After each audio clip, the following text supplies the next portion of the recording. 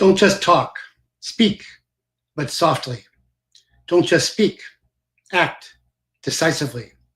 Don't just look, see, far and close. Don't just hear, listen, long and learn. Don't interrupt. When you interrupt, you are not listening. Don't feel, discern.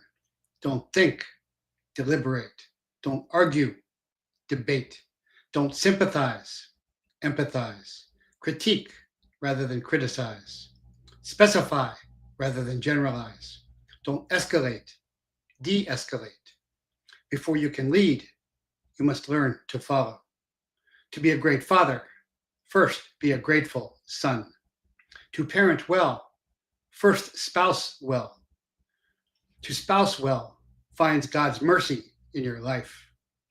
Mothers lift up their fallen children. Dads show them how to get up themselves. Then make them do it.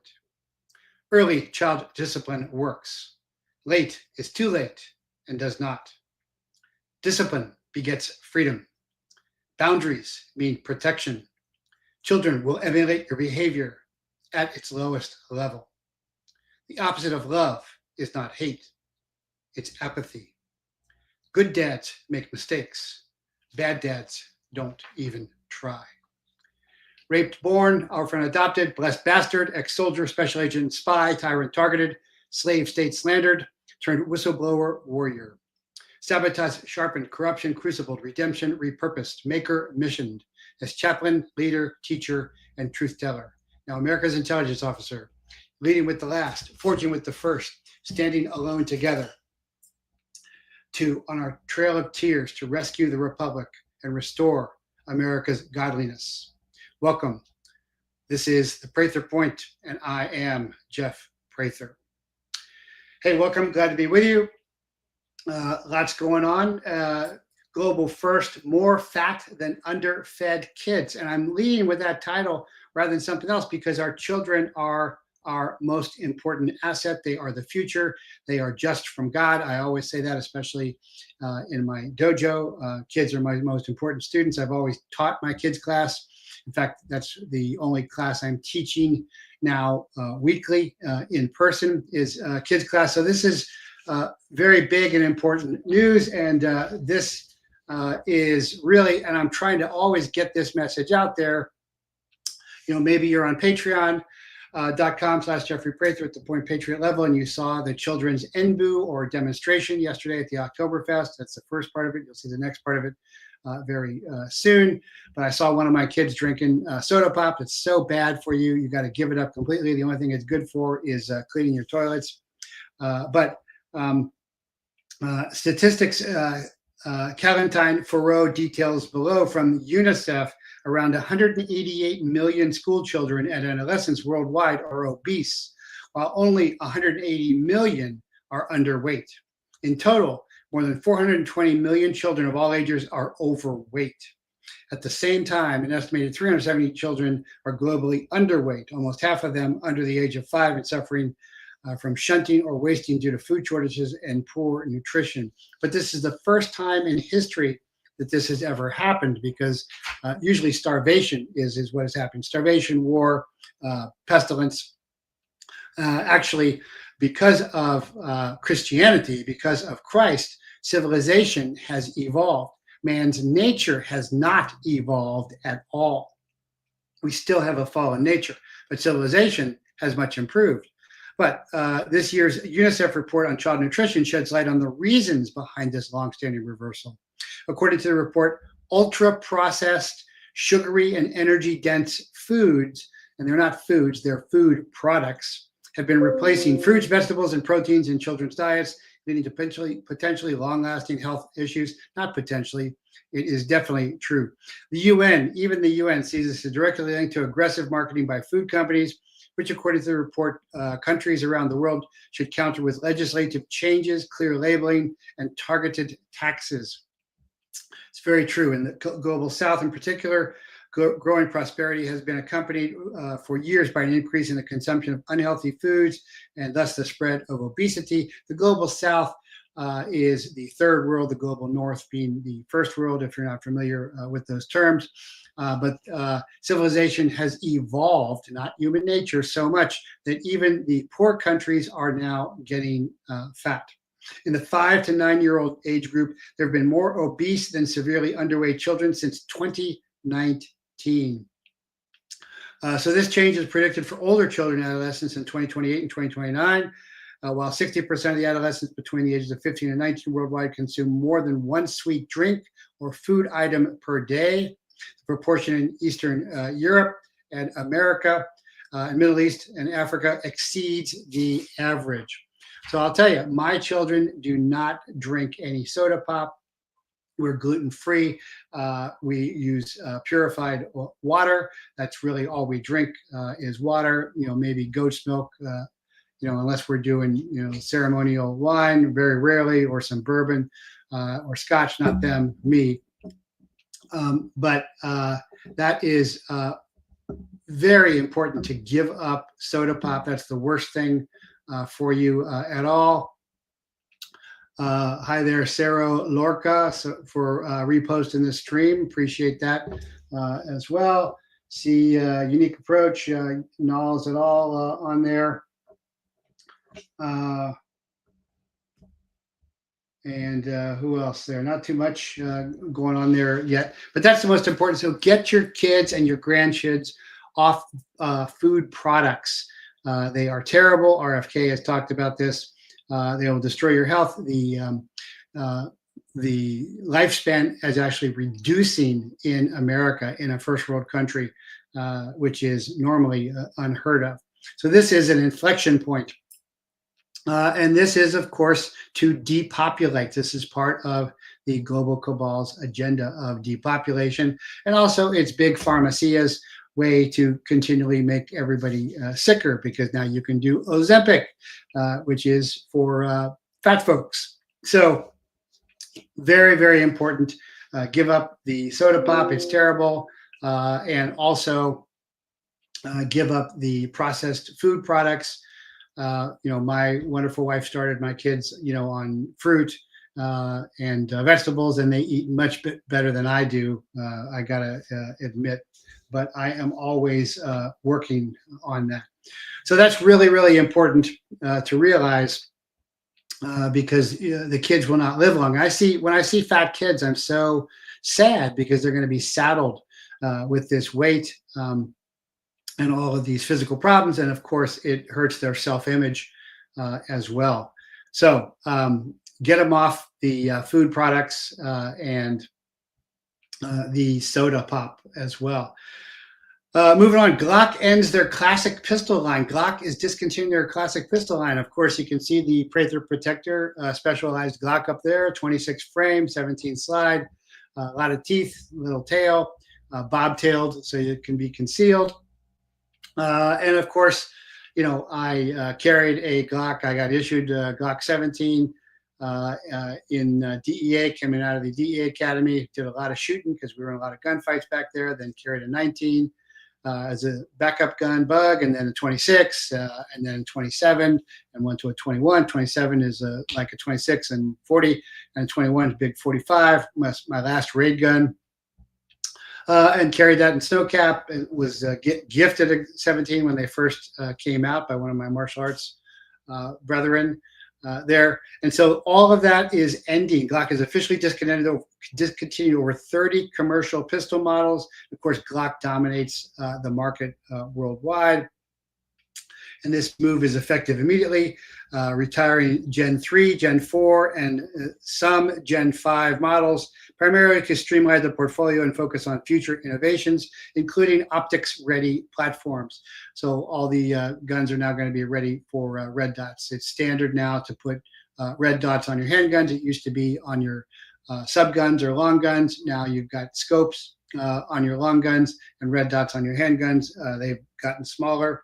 Been teaching that for a while. In fact, I just taught the HMAC Handgun Martial Arts Center Beginners Summit this past Saturday in Tucson, Arizona. Great turnout, great students, took them really far.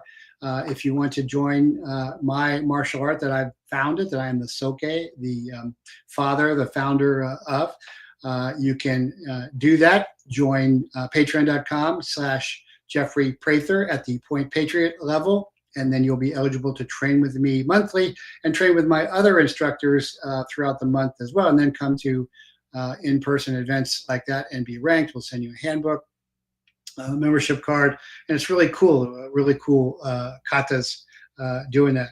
So the discontinued models include the 17, wow, this is the standard 17 long, 19, the dual 20, 21, that was my 45, 22, 23, those are 40s, 26, that's a subcompact compact 9mm, 27, which is a subcompact 40, 29, 30, it's another 45, 31, 32, 33, 34, 35, 36, just a lot of classic Glock guns. And so they are switching their systems to modular optic systems, MOS, so everybody can have a cut slide that can put optics, red dots, green dots on the back. Not lasers. Lasers are bad because you look for the laser, it messes up your combat marksmanship procedure. If you want to learn about that, go into jeffreyprather.com shop and get my handgun martial arts manual of arms, or again, sign up for Point Patriot. There's lots of videos on that all the time. Now, they'll still provide parts, service, and support, but they're also really worried about the Glock switch. Now, the Glock switch is a ghetto gun, basically. It's the Glock 18 is a full auto handgun. It's a stupid gun, but gangbangers like it a lot because it's cool, but you run through your mag. It's silly.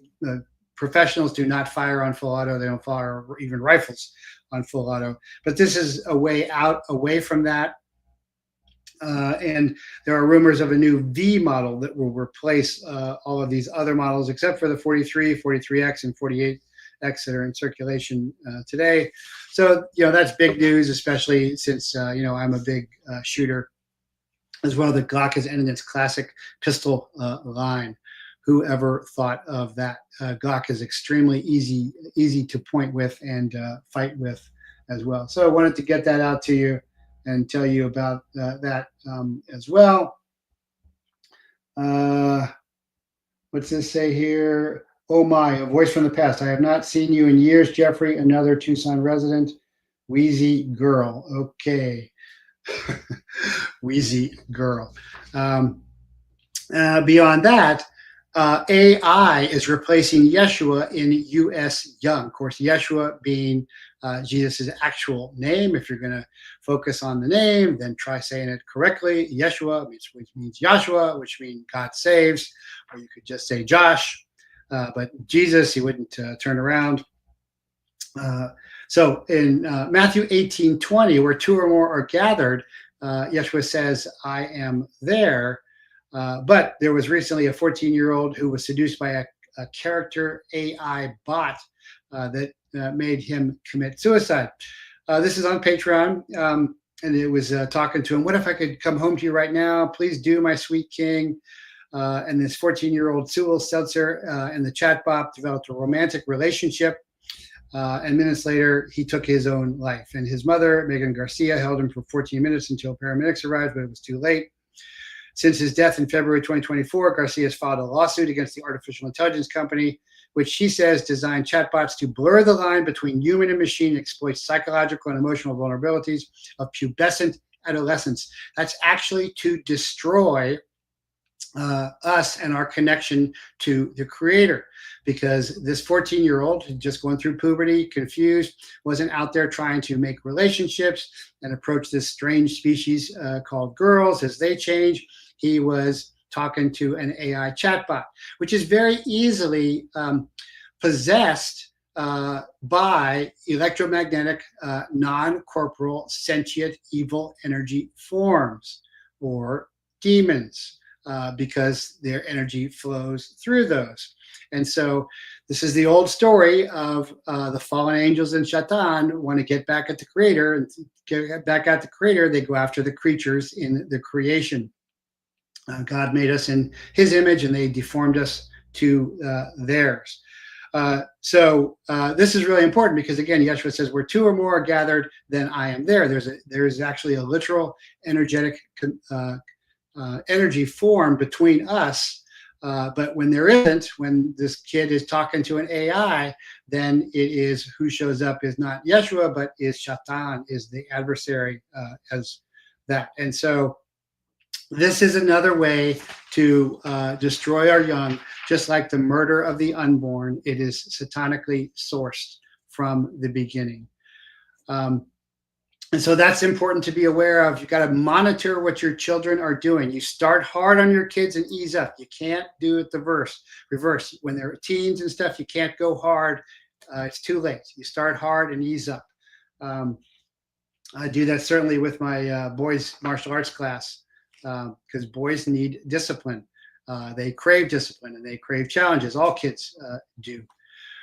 So get them into something, but it doesn't have to be martial arts. It could be football. I was just afraid to play football.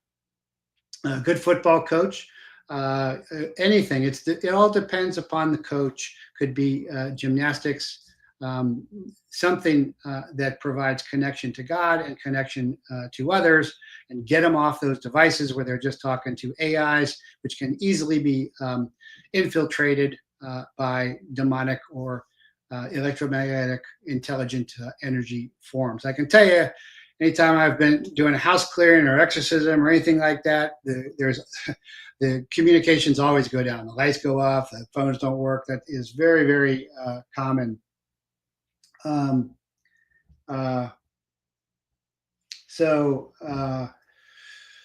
Never was the Prather report there, Wheezy girl. Sorry, it was always the Prather point. Maybe you're confusing me with somebody else. Anyway, I was on AMP. I had a different show there. Also, the cartels are threatening to kill Trump via the Colombian president. Of course, this is my lane as a ex-DEA special agent who has done a lot of work in Central and South America. And make no mistake, Colombian President Petro is speaking, but the cartels are dictating. This is another inflection point, moving closer to taking the fight to the host nations, as we did in Snowcap when I was a DEA special agent, special operator in Snowcap, working with host nation counter-drug, military, and police, and 7th Special Forces Group before that as well, the Latin America group. So Colombian President Gustavo Petro said they will need to get rid of Trump if Trump doesn't get rid of himself. And he snapped his fingers. So this is extraordinary. This is another inflection point for a president to say this about another president, is ignoring all diplomatic precedents. Now, 7th Special Forces Group, my old group, has been in Colombia forever. Snowcap was never there. But all of that is changing. Remember, we had 7th Group go down to Mexico recently, and Trump is refocusing on Central and South America, which he should do. That's the Trump cartel wars that I am in favor of, that he is fighting. But this is because tensions kicked into higher gear last month when U.S. forces took out the first of many boats in the Caribbean seas. And one happened to be coming from Colombia. And Petro said that this was straight up murder of a Colombian citizen. Of course, this was a drug dealer, a doper, a narco, which has been declared a terrorist, with foreign terrorist organization when Trump made that. But of course, all of these countries in South America are very much at the thrall of the cartels. Now, Colombia, and I've known a lot of Colombian soldiers and police, has always been fighting for their country. They have been very brave about that fight. They have died for it. Judges, Supreme Court judges have been shot. But this new president is clearly in thrall to the cartels, and he's passing on a message to the cartels. And this may be an overt threat to actually take out Trump. We will see about that. Now, the interviewer, who was in a suit and tie, he was trying to actually it's worth listening to this interview. Again, it's on my Patreon, it's on my locals. Coronel, the Univision host, walked away from the interview looking shell-shocked and shaken. He looking very more worried. He was actually trying to kind of put words into the president's mouth The president wasn't interested in that at all. He was much more well-spoken than the president. President is clearly in thrall to the cartels. Mexico was long ruled by La Familia cartel. Of course, I became a whistleblower when I discovered that the DEA had to deal with the Sinaloa cartel to run drugs north in exchange for the Fast and Furious guns going south. And this is a cartel war inflection point. And so our commander-in-chief in this instance is acting like a commander-in-chief. And he just took out a submarine. Like jet fighters, submarines are expensive and complex craft, and that a non-nation state cartel actors have them shows their power. That they are using them shows Trump's drug war is working. That they are losing them proves they are losing. Repatriating the survivors to recognize the nation states reassures them of their respected status while alienating the cartels. The diplomatic maneuvering here is as sophisticated as the sub-strikes. So what I'm talking about a U.S. airstrike destroying a drug-carrying submarine owned by the cartels. Now, nothing new about that. They've had them for a long time. But that the DOD is on this now, finally, because you cannot fight cartels that are paramilitary, paraintelligence organizations with law enforcement. It never works. So two of the survivors of the U.S. airstrike on the drug submarine, which was carrying fentanyl, which again really comes from China, the precursors do, which is really a bioweapon. It's not even a drug. It's just masquerading as a drug, in my view. I never made a fentanyl arrest back in my day. But two of the survivors were repatriated, one of which was going to Colombia. So U.S. intelligence confirmed this vessel was loaded with fentanyl and other illegal narcotics. And so this is a very significant inflection point. Remember, I've said Trump has several wars to wage. He has the tariff war against China to wage, which I think he's doing a pretty good job. We'll talk about that with my guest. He's running the cartel wars. He's got to run the deep state war, which he has given up on. That's the most important war. But I want to give him credit where it is deserved. And the cartel wars, he's making progress. It looks like DEA is going to go back into Bolivia. I spent a lot of time all over Bolivia. That was very crucial for cocaine. And that's good because that's in our sphere of influence. We need to be in there. And Bolivia is done with socialism. They've elected their first non-socialist president since 2005. Of course, I haven't been in Bolivia since the 90s. The last place I was ambushed by the cartels was Guayamarin, Bolivia, Brazil border, but that was like in 96. Of course, when 9/11 comes along and GWAT, Government War on Terrorism, happens, then all the resources go to Afghanistan and then stupidly to Iraq. We forget about Central America. We forget about South America, which is in our sphere of influence. It's really important, as we see now with tens of millions of illegals and foreign soldiers coming in. And so we are getting back into that realm. Looks like DEA is going to head back down there. And that's good in my estimation. Trump's fight against narco-terrorism in the Western hemispheres signals an openness to allowing the U.S. Drug Enforcement Administration to resume operations in Bolivia after the agency was expelled in 2008, which again was an inflection point back in the day because we were all over Bolivia. So those are the inflection points that are happening today. And there's some more stuff I'll get to, but I want to get to my guest as well and want to hear what he has to say about that. Not at all, but they're not true subs. They are semi-submersibles, but always got to keep their snorkel in the air. Okay, well, I didn't know that. Thank you, Nas et al., for that information. DEI police chief suspended. Yes, and the Cincinnati police chief too, where I am from, adopted or raised in Cincinnati as well. But I want to get to my guest. BRYCE EDDY is the president of America's Turning Point, and he is the unfiltered host of the BRYCE EDDY Show, board president of America's Turning Point, and a board member of the Center for Security Policy. He's a social and cultural commentator who believes strong leadership is what America needs most right now. He talks about Trump's 2024 comeback, what it means, Christian engagement in politics, what it matters for shaping policy, biblical principles influence America's founding and their challenges today, the realities of U.S. healthcare, strategies for lowering cost, RFK Jr.'s potential impact.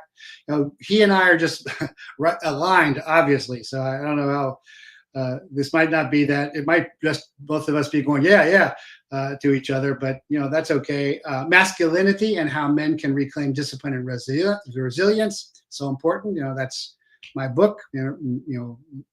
Initiation: Boys are born, men are trained. Pro-life advocacy: the debate between abolitionists and incrementalists, and the intersection with responsibility and values. Pastoral leadership. And martial arts is a pathway for discipline and strength. And he is a 4th degree Machado black belt in Brazilian Jiu-Jitsu, which of course is, I'm a lifetime martial artist, hold 2 master ranks, and they do not promote easily in Brazilian Jiu-Jitsu. So that's really all very cool. So we've got a lot to talk about. So Bryce, welcome to the Breaking Point. Hey, thank you for having me. I appreciate it. Yeah, you made me sound great. I love it. Well, you've accomplished a great deal there, and I think we agree on a lot of matters. But before we get into anything else, do you want to comment upon anything I was talking about earlier? And you certainly don't have to agree with me. No, absolutely. You said an interesting thing that we're talking about what Trump's doing right now in the administration, and a lot of what's happening.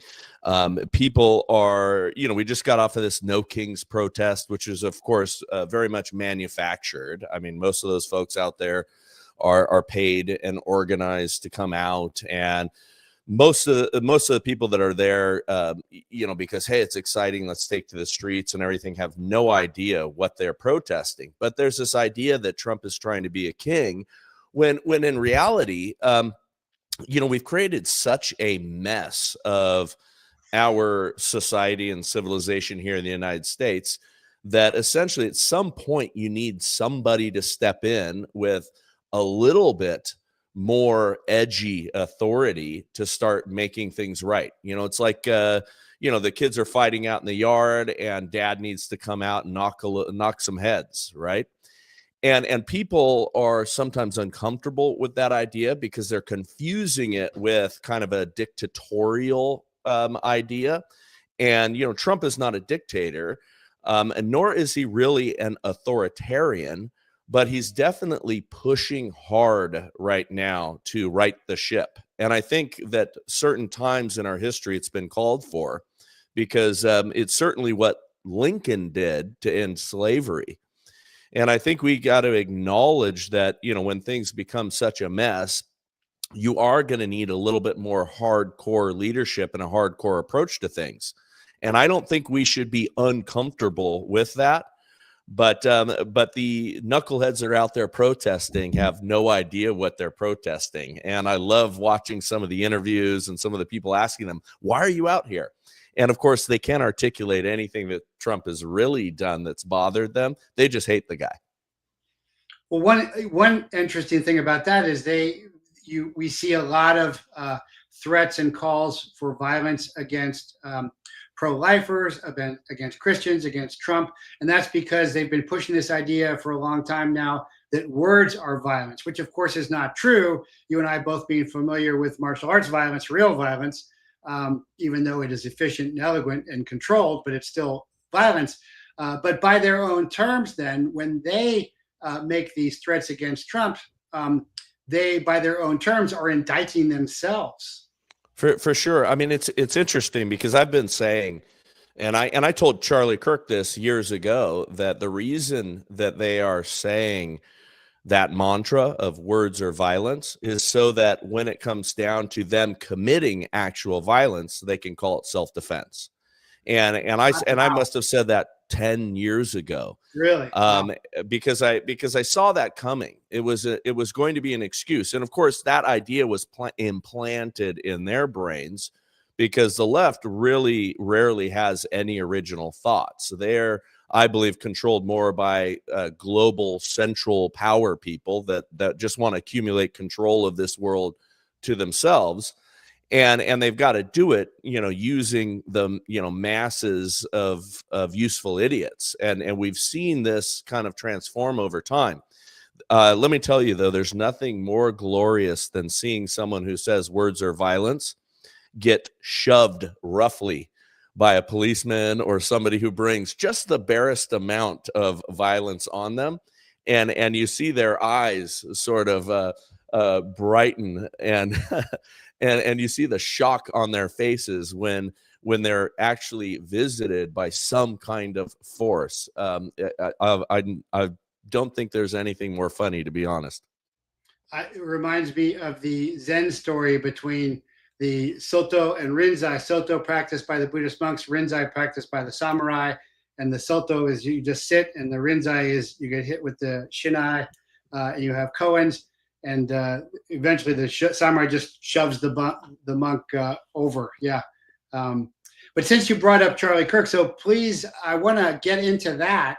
But I first explain your position there as America Turning Point board president.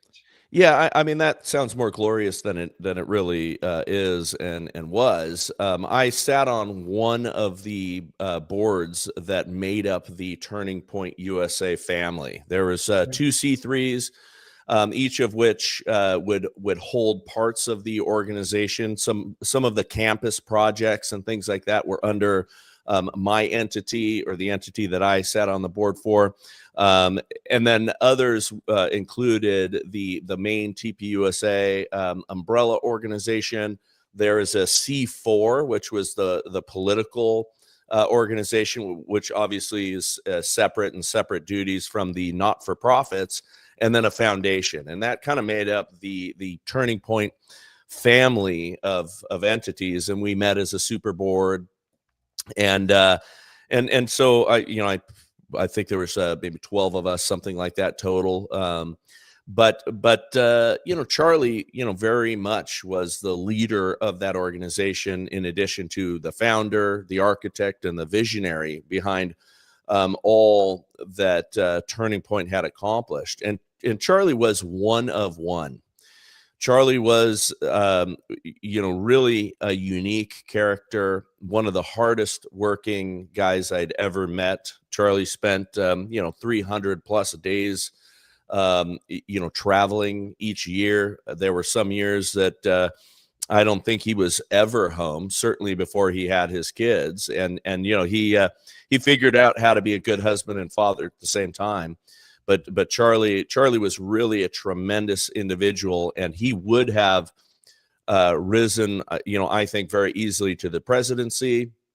I think his impact on this world would have been huge had he stayed alive. But even in his death, his impact has been felt by so many people, and almost daily, I have somebody tell me that they had never really heard of Charlie, weren't super familiar with him, but had, gotten to watch hours upon hours of his videos after his death. And so he caused a revival in death that he had prayed about for many years. Well, that's kind of me. I knew who he was, but I didn't pay a lot of attention. And I did a whole show called How Charlie Changed Me. I wrote a Substack. I was actually crying and saying, because I have been teaching martial arts forever, my dojo since 1990. I've been in Japanese martial arts since '67, and I just kind of gave up on the college crowd, this college crowd, because they aren't what they were, and he actually went after who I gave up on it. So I pledged to be more like Charlie and not give up on anybody else again. It was very moving, and now I'm paying much more attention.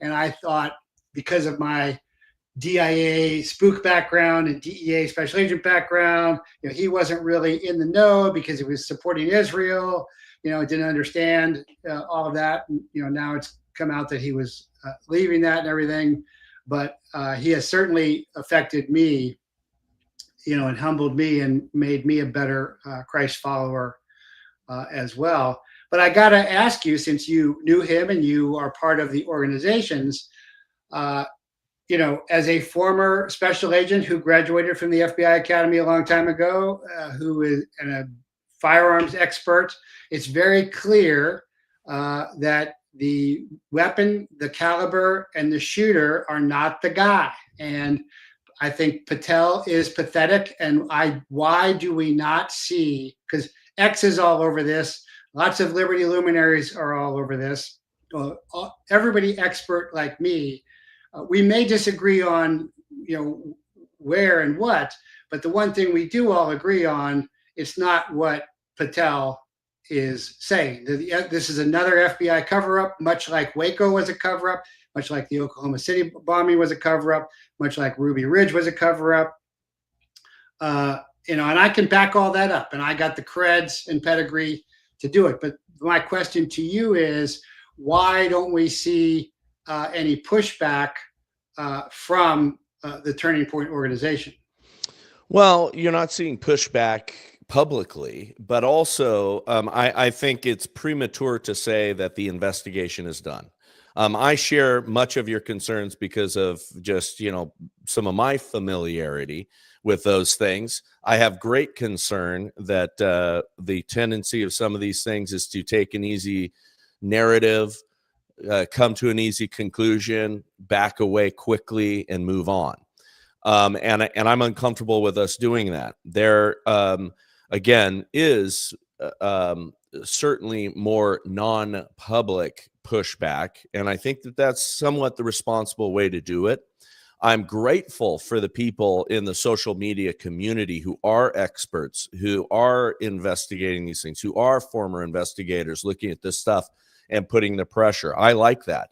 I am not happy with a lot of the conspiracy people, the Stu Peters of the world and things like that are talking about Charlie's security team and others, and suggesting that certain people were in on it who were not in on it. People that I know personally are devastated by what happened.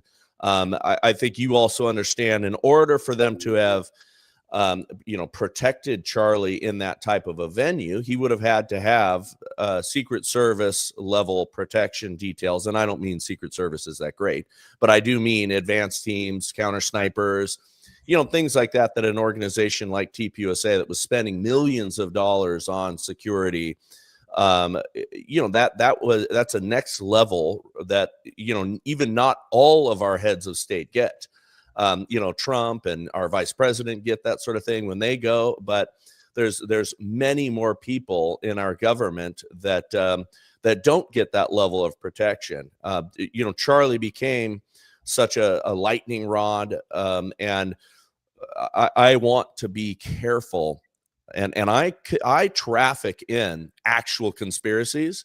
I don't want to traffic in theories and wild and irresponsible ones. But that being said, there's things that I'm very uncomfortable with and don't like the direction that it's going. And I'll kind of leave some of that. I mean, and we can keep discussing it, but I want to be careful and responsible, especially representing what's going on behind the scenes. No, I totally agree with that. And I'm not comfortable with Stu Peters' approach. I mean, he's impersonated a police officer. I've never been on his show. There's probably a reason for that, because I've been on just about everybody's show, because I was a federal special agent for a long time. And I have also shunned and banned anybody who says that it was a fake, because there were opportunists who were saying something to that effect. No, I think there's a difference, Jeffrey, between the people who are concerned, upset, frustrated, seeing things that don't add up, looking at it and asking questions, versus the people that are doing it for social media clout, or to just gain an audience, and they're insincere. And many of those people they're just wicked actors, and that's what I have no patience for. No, I agree, and like I said, I've shunned and banned them for that, and I told them I would do that. And I don't care, if I lose followers or not at all. But it is very well. So you're saying that there is pushback behind the scenes. Can I clarify you on that, or do you not want to even go there. Yeah, I want to be careful about that, but just say that there are people that are not comfortable with swallowing that existing narrative and conclusion. And let's also really, as far as I know, to the best of my knowledge, the investigation is not complete. So, although they have come out and said, okay, they came out very quickly, said this kid's a shooter, we caught him, yada, yada, yada, but there's still quite a bit of investigating going on behind the scenes. Well, and I hope that it won't stop there. Well, I can tell you, first of all, what the FBI does now, and I'm intimately familiar because, again, graduate from the FBI, friends with the Here in Miami gunfight, did undercover for me, Ed Morales, really open, because when they keep an investigation open, they can't put anything out. But putting out that this guy's it's a lone shooter, when clearly that is inaccurate. Clearly, the ammunition and the rifle is inaccurate, and the whole rooftop thing looks like AI. And then Patel says that's it, and Trump says that's it. That certainly looks like they are in on it yet again. And there is a long-standing pattern of the FBI doing this, of cleaning up false flags. Well, I don't easily dismiss your concerns. Let's leave it at that. Okay, all right, fair enough. I appreciate that. Do you know Erica at all? I do. So, I had, I knew Charlie quite well because I got to, help him in the early days with some of his close protection stuff where he was being attacked, in airports and things like that. In the first part of kind of that meteoric rise that he had. I mean, Charlie was targeted. Many, many credible threats that we would have to run down with local law enforcement and FBI. And I got to drive them, had the privilege of driving them to events. Wow, I didn't know that. Yeah, no, and got to, sit in the green room and on long drives with Erica and got to know her. Very impressive person. Wonderful partner to Charlie. They were truly a lovely, loving couple. He thought the world of her and his family and was really dedicated to them. And again, Charlie, what you see is what you get when it came to Charlie. His energy, his intensity, his values, everything that he displayed out there, that was who he was. Well, that's very interesting. Let's go back to the security team for a second. I've done a lot of dignitary protection in this country and Oconus as well. I thought that the Schaefer group took that one detail. It wasn't his regular no. Group. So Greg is an opportunist. Greg employed. I don't know who Greg is. What's that? I don't know who Greg is. Schaefer. Oh, Schaefer. Okay. Yeah. So he was also ex FBI. And he was the events team. So before Charlie had, close protection on a permanent basis,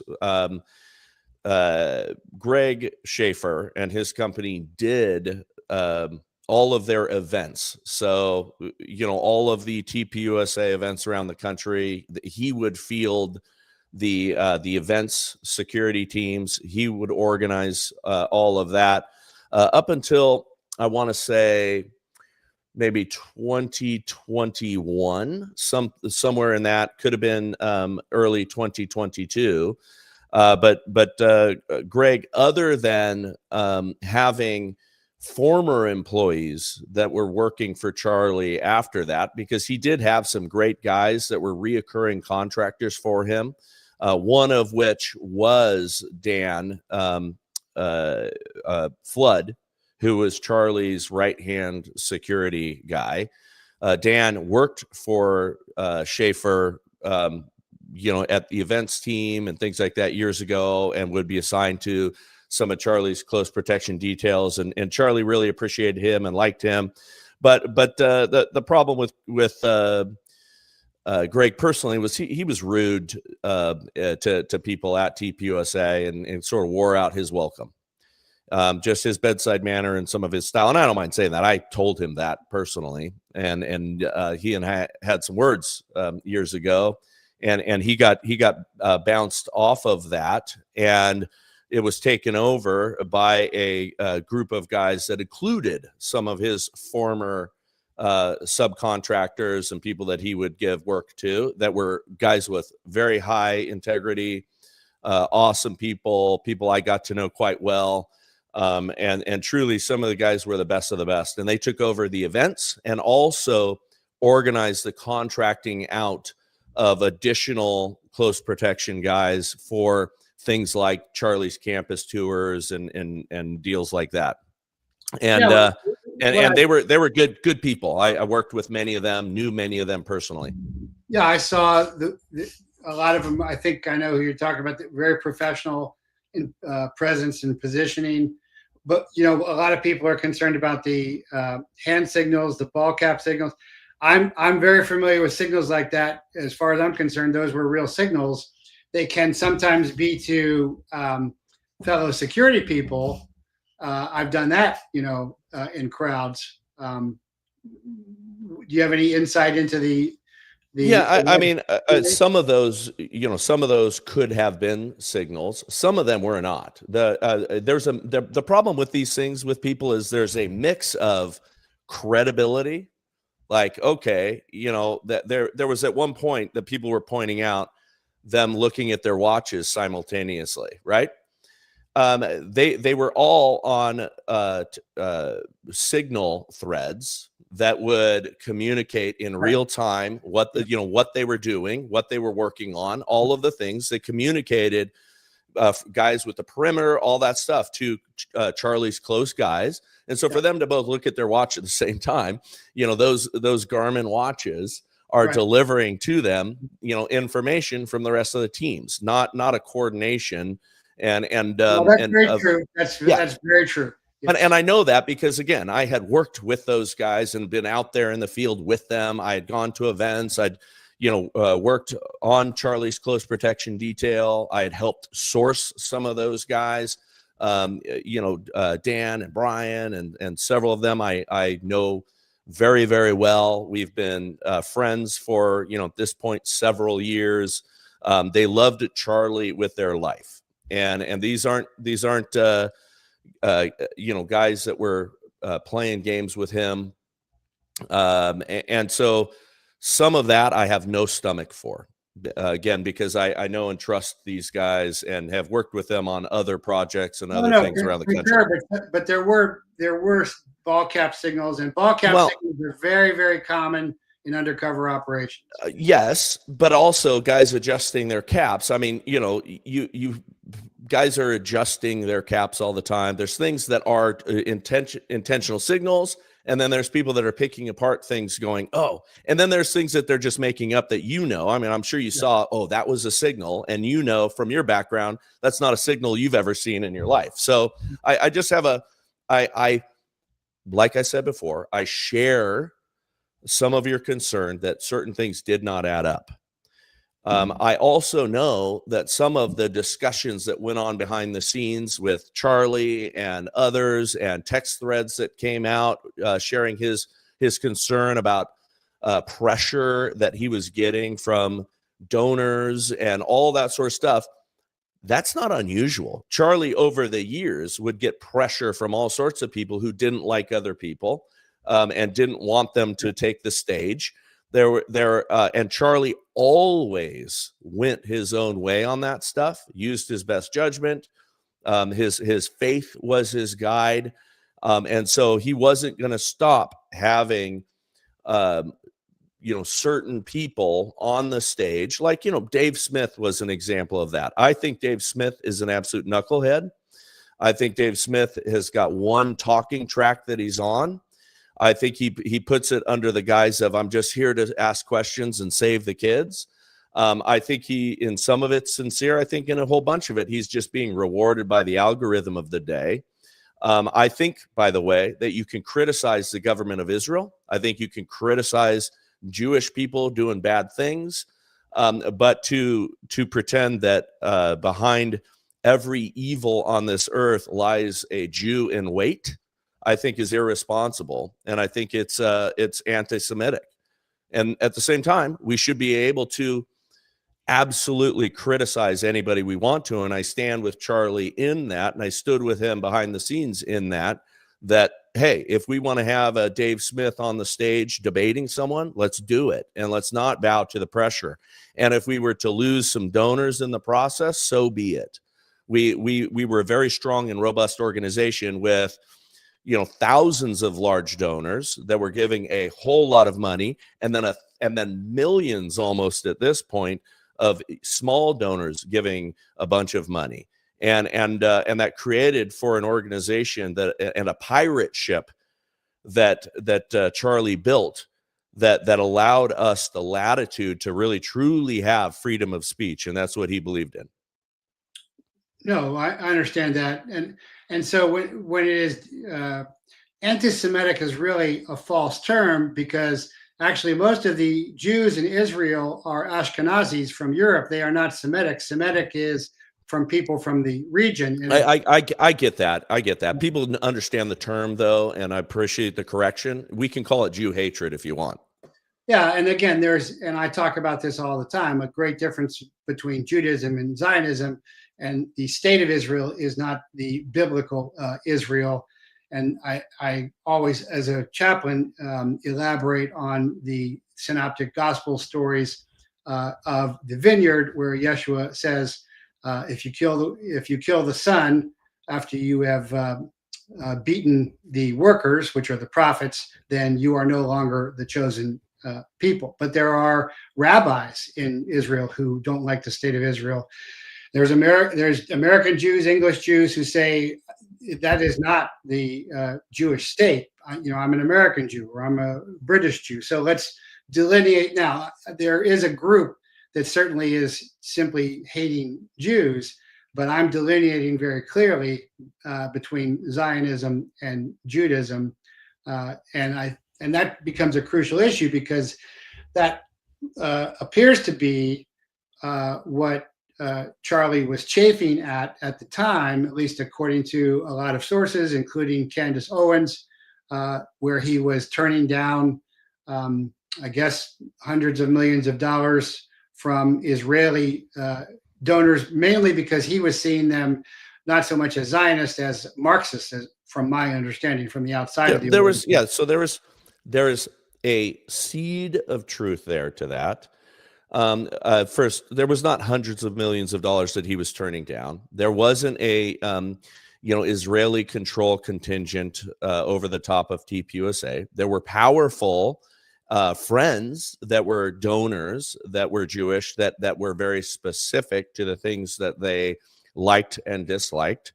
And there was conflict over the years in regards to that with some specific donors, but it amounted to, let's call it millions in the small, lowercase million number, not in the hundreds of millions. And let's establish right now, Candace had no influence within TPUSA anymore. Candace had hopped from one organization to another. Charlie never spoke ill of her, and loved her and appreciated her and had an affection for her as a friend. But Candace lost a lot of credibility, and Candace should lose a lot of credibility, because she went from one organization to another, leaving destruction in her wake. And people like Charlie never spoke ill of her. People like Dennis Prager and the Prager University organization never spoke ill of her, even though she used those platforms to bounce up. Candace is about Candace, and Candace is about, getting her money and her clicks. And unfortunately, she's done it in some respects a reprehensible way. And she has stabbed many friends in the back and left bodies in her wake. And I don't have much respect for her in that regard. I think she's a talented person. I think she also gets out over her skis a lot with things that she has no idea of what she's talking about.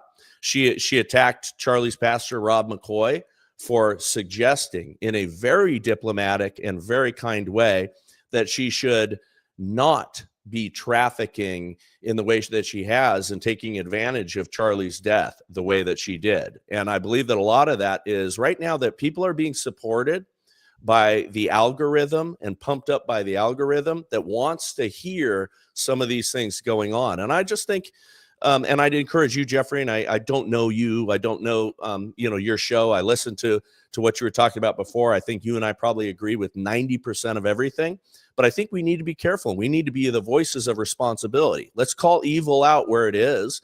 And if it exists in the Jewish community, if it exists in the Zionist community, if it exists in, what the secular government of Israel is doing, because the secular government of Israel, I do believe, did some really evil things with the Mossad. There's things that you and I can agree on. I want to see the Jeffrey Epstein tapes out there. I want to release those files. I want the people that were engaged in that to go to prison, even if that includes spy agencies that conspired together. I want to see that. And Charlie did too. We were all on the same page about that. No, I think for me, that is America's line where we become a virtuous republic, populous again, to restore our republic, which has become an empire. Who cares about the FBI, CIA, the intelligence community? We cannot traffic little girls. No, there's a lot. Yeah, no, let's hang the pedophiles. I'm down for that. Yeah.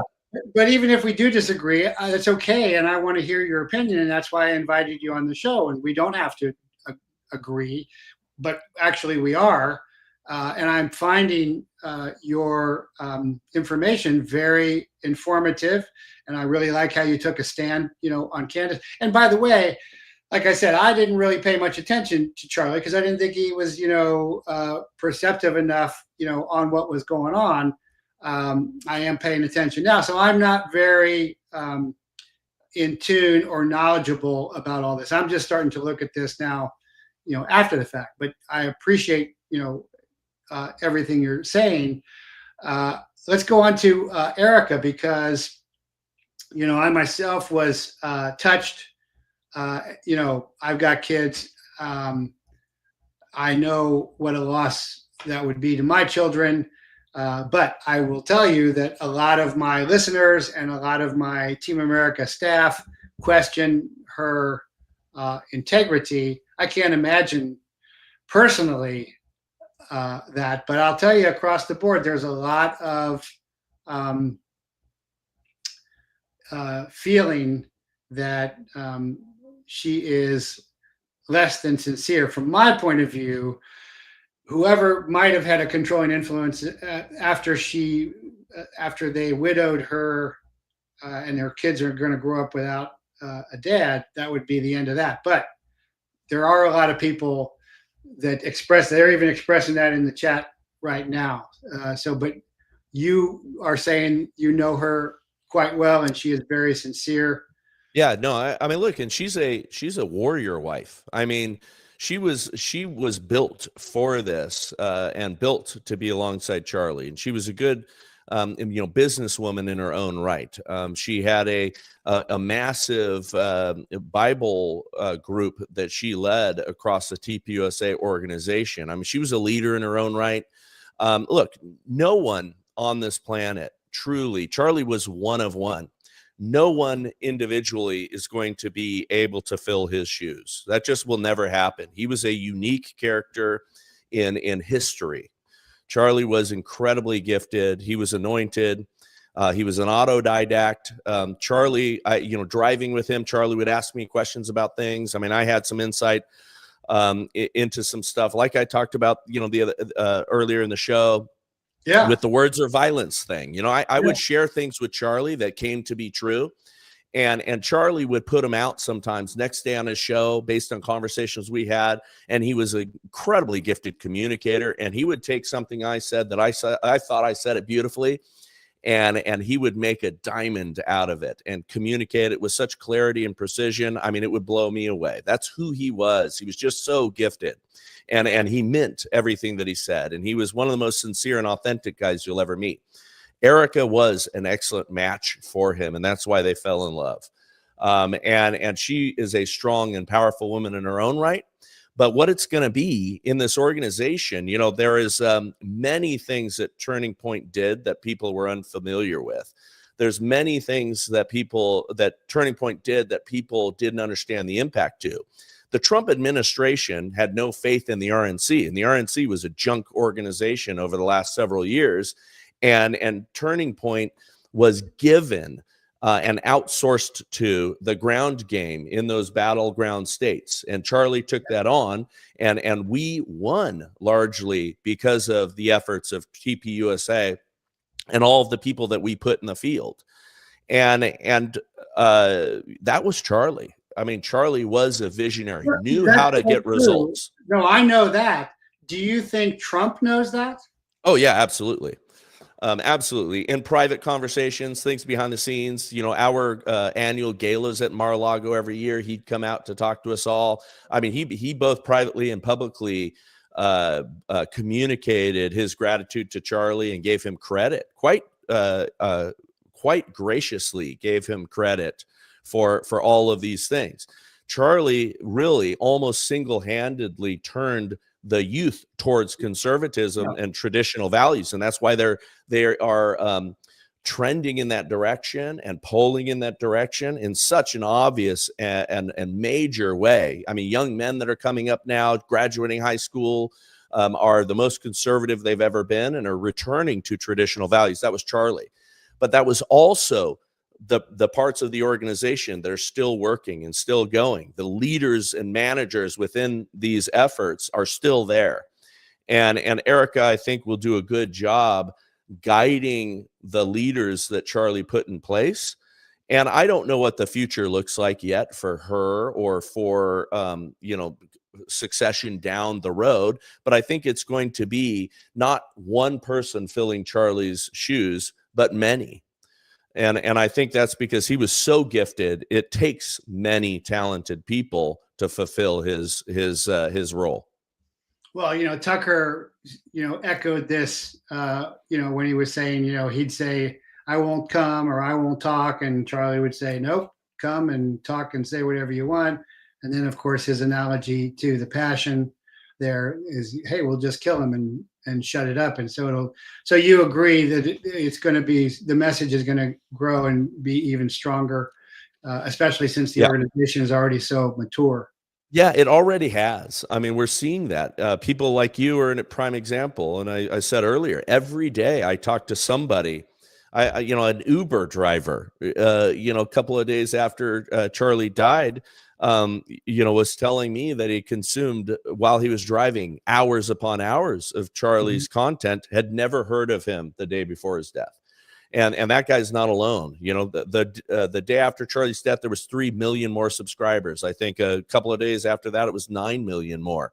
And people like my sister-in-law, who I was considered herself far more liberal, all of a sudden started to be aware of Charlie and start to listen and understand that, oh, wait a second. Okay. I'd vaguely heard of him, but I'd been told that he's a racist. I've been told, you know, he was a xenophobe and, you know, all these stupid things that the left likes to label anyone with traditional values of. And she started listening and I go, wait a second, he wasn't a racist at all. You know, all of that stuff, even the mischaracterizing of and misquoting of Charlie out there is drowned out by the number of people that are now aware of him positively and are following what he had said. Oh, what is this? Bryn Hollyhand? Is that his name? Somebody, is he a formal representative or anything? You know, I'm not sure who exactly you're talking about. So okay, all right. Well, we can move on from there. So, well, before we move on, and this is great, and I appreciate your candor. Is there anything else you want to say about Charlie or TPUSA or Eric or anything? Hey, just, you know, God bless them all. God bless these efforts. And you know, people who I'm sure listening to your show have probably dove deeper. And I think, you know, emulating Charlie in the way that he went about things, even the way he did his debates, would behoove us all. Amen. Amen on that. Well, I saw one of your talking points was RFK, and something I haven't gotten to yet is there is now a working group to review the childhood vaccine schedule, and this is the Childhood Adolescent Immunization Schedule Working Group. And they're going to look at the aluminum in the vaccine. So the other day, we saw Trump trying to say acetaminophen, and RFK standing back there, kind of like this, and Trump's trying to, clearly RFK is a political knife fighter inside there, because initially he wasn't even going to be HHS, and now he's HHS, and he's working his. I'm not happy with a lot of the cabinet. A.G. Bondi is a big disappointment. I think I agree. Pathetic. Bongino is a joke, and I talk as a former special agent. But RFK, I hold a lot of hope and future there, and he looks like with this aluminum working group and vaccine working group that he's really moving ahead. Which, again, there's nothing more important than our children. Any comments on that, or I'd love to hear what you have to say about that. Yeah, it's funny. The vaccine thing is something that I changed my mind on, just a few years ago, after talking to, more and more people and learning more about the subject. And partly because, I thought that vaccines were a great thing, because I was looking at it from the time when I grew up, where you might have a few vaccines, put in your system over time. And then once I learned to the volume of which they're putting poisons in these little babies' bodies, I became alarmed and started to follow guys like RFK and started to listen to, the anti-vaccine advocates out there that were saying, hey, hang on a minute, we at least need to look at this. I believe at the same time in the, miracle of medicine and many of the things that we've been able to do and the advancements that we've had. I don't throw that stuff out, but we do have to consider that we had, this just massive increase in problems in kids. I mean, autism being one of them, around the same time that we decided that 75 vaccines were something we were going to pump into these little tiny bodies. I'm a fitness guy. I, believe in keeping in good health. I think that our corporate world has poisoned us at the level of our food, at what we put on our bodies, what we put in our bodies, what we're exposed to every day. They've done it for profit. And I think that it's despicable, because many of those people that are leading those organizations claim to be Christians, and yet they are knowingly doing things that are destructive to us for the sake of profit. And so anytime we have someone who has been historically challenging that, like an RFK Jr., who has fought many battles against these big companies for the poisonous things that they've done to us, I'm going to be listening to him. And I'm super grateful that he's in the place that he's in. I'm super grateful that Trump chose him for the cabinet, because I think that he is an authentic truth teller when it comes to these things. And I think he will pursue and investigate this stuff. So I could not be more thrilled. I'm impatient, probably like you are, and want to see some of these people go down, and want to see the, Fauci's of the world prosecuted, the people that have messed with God's design to, make more virulent, viruses and things like that out there. I think there are wholly evil people that need to be held to account. Yeah, amen, brother, because the gematria for the sulfuric bridges between each DNA strand spells Yahweh. And when it's modified by the mRNA, which is actually DNA, that's modifying the signature, the creator's signature. So, yeah, let's not mess with the image of God. I'm down with you there. Yeah. So another issue is the rare earth stocks soaring after a U.S.-Australia minerals deal to slash dependence on China. I don't know if you're familiar with that. I don't know if you've covered that on your show. And by the way, I should mention your show. Please go ahead and mention your show. Yeah, it's the BRYCE EDDY show. And, I talk to just interesting people. Obviously, I talk about the things that we're hitting on this But I do a lot of interviews with people that I personally find interesting, and that even includes people in the martial arts world or law enforcement world or authors of books. I that's kind of the only rule on my show, and love to have you on as well. But I want to talk about meaningful things. I think that that's what we should be pursuing in life. If you want to watch me get brain damage on X, I'm Bryce Eddy 1. If you want to follow my social media account on Instagram, I'm Super Bryce Eddy, which was my Brazilian Jiu-Jitsu nickname.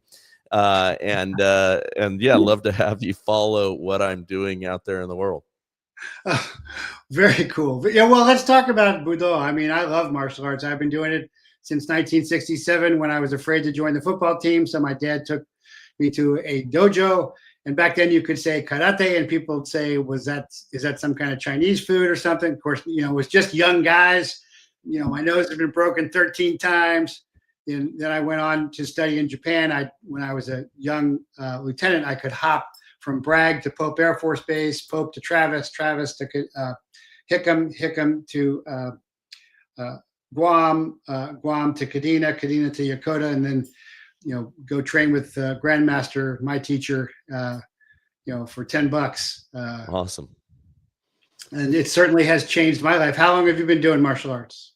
Pretty much my entire life, and started with some of those popular Japanese and Asian art forms, and then got into Brazilian Jiu-Jitsu after wrestling in high school, and realizing that it wasn't as gratifying to just eat the weights in the gym. I wanted to get back into it. And there was this little thing called the UFC at the time, and Hoist Gracie. And I ended up discovering that and going to train with their cousins, the Machados. They all grew up together in the same compound. The Gracie and the Machado family. I'm part of the Machado side of the family. And I've been training Brazilian Jiu-Jitsu for nearly 30 years now. And I love it. There's nothing like choking somebody unconscious after work to relieve stress. So it's a great thing. Are you a teacher, sensei? Yeah. And I mean, it's funny, once you get to my level, your official title is professor. And so I'm a professor of Brazilian Jiu-Jitsu. I owned a school up until my move to Idaho. Sold it recently, now that I am not living in California anymore. But I've got one of my students here in town. They're opening up a school that's going to be ready the first of the year. And although I've got different places that I train here, I'll be teaching again there on an intermittent basis. And I won't ever own a school again, but it was a fun experience being a teacher for those years. And it teaches you a lot, teaching others. Now, why is that you're not called sensei, you're called professor? Because it is a Brazilian art form, and sensei, is obviously that's a Japanese term, but professor, el professor, a teacher, is a Portuguese Brazilian term. Well, and how come you don't want to have a school anymore? You know what? I am a businessman. I have about 4 other businesses, and that's a wonderful outlet. But I spend 100 days a year on the road, and traveling for business and doing all my other things. And okay, yeah, can't. You got to be there regularly. Yeah, I've got to be. Yeah, and there's a you're not going to get yourself too wealthy. Owning a martial arts school. It's a labor of love. It's not going to make you rich. It is. I love teaching though, and that's something that anytime I can, I will, and I do, and I love rolling. It changed my life. I've seen so many lives change. Oh yeah. That's the real, as far as I'm concerned, that's the really cool thing. Not even the technique, but to watch lives change. For sure. For sure. Yeah, no, I think that's the most important thing about getting on any path. I mean, I talk about, when people would call me, and they would say, "Hey, I want to learn how to defend myself." I said, "Well, I don't teach that here. I teach you how to fight. And if you can fight, you can defend yourself. But I'm teaching people to be a fighter, and like Jordan Peterson says, become a monster and have it under voluntary control. And I tell my students, give me a year, and I would give you a superpower." Very cool. Very cool. Well, Well, I want to thank you for coming on. This has been very informative, and I'd be happy and honored to guest on your show, and we can talk about whatever you want, martial arts, firearms, but we're, I think, on the same sheet as a lot. But I'm so glad you're so much more dialed in to and knew Charlie, and I think that was very helpful. So thank you so much, and really appreciate you coming on. Hey, thank you, sir. I appreciate it. It was fun. All right. God bless. All right. So that's Bryce Eddy, and I thought that was real informative. I tried to cover everybody's questions there, and I believe I did. I didn't see any more, and I tried to be very, honest and answer your concerns. A couple other things to talk about right before I wrap up is there are videos surfacing of the military on social media saying they should disobey Trump's orders. He's the commander in chief. This is real insurrection for the military. And even when Obama was in office, people would, and I was giving speeches, people would come up and say, when's the military going to revolt? And I'm like, they're not. George Washington would turn over in his grave if we did that. And so this is not going to happen, but that it is being propagandized on social media shows, again, I think, the desperation. It shows that there is some effectiveness happen out of there with the Trump administration. So, that is good news. Oh, Hyde Cropman says, good guest.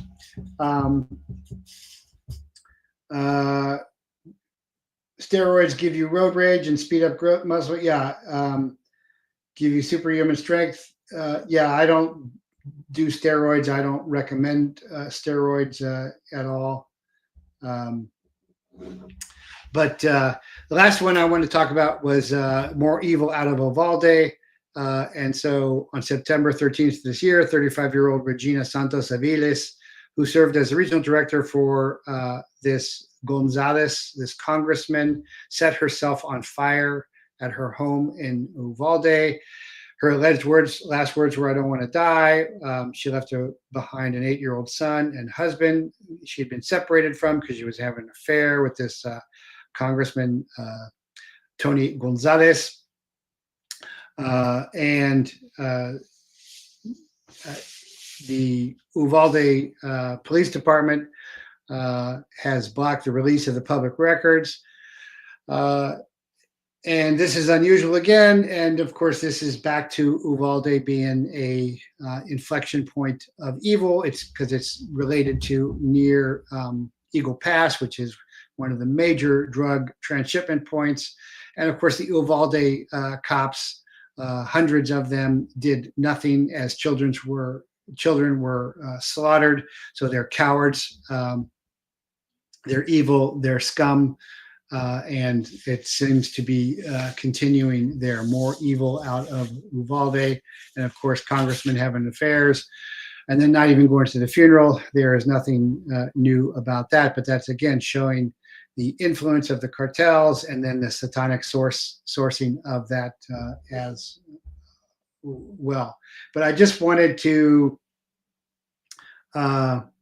really comment on that because I want to call out the Uvalde cop cowards again for what they did. And again, the mimetic was so that later on they could say, hey, we don't need more cops because look, there were all these hundreds of cops with long guns and they did nothing.